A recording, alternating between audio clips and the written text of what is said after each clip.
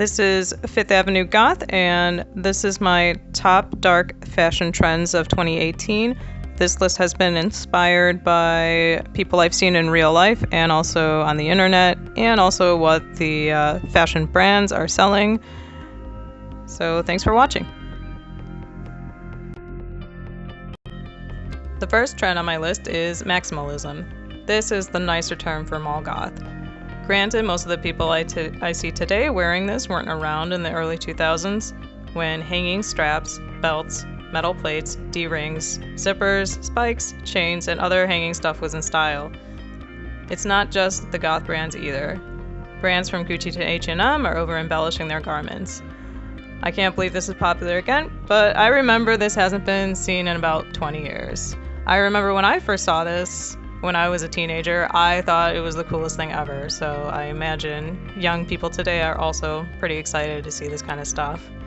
Either way, I don't think this is going away anytime soon, and at least there aren't safety pins everywhere like before.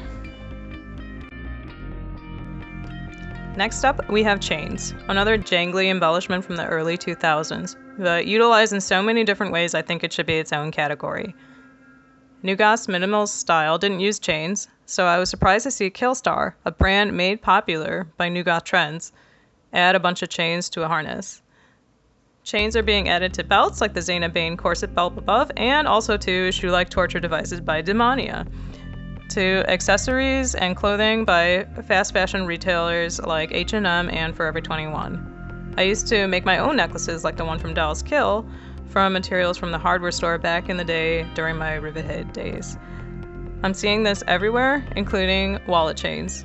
Believe it or not, I see people in New York City on the subways in wallet chains now.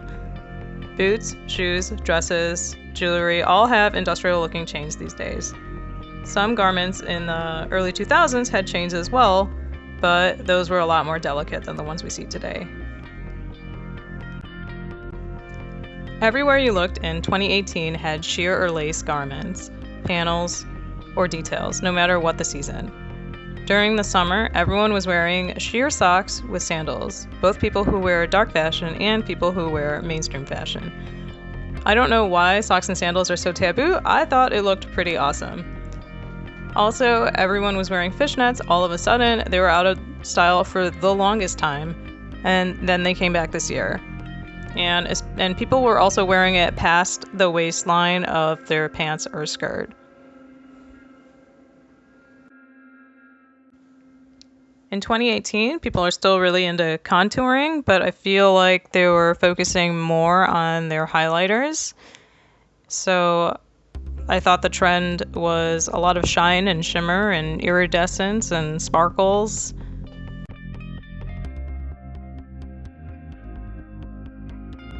Next up, we have a few honorable mentions of trends that have continued from previous years. They don't really think they debuted in 2018, but I still think I should mention them.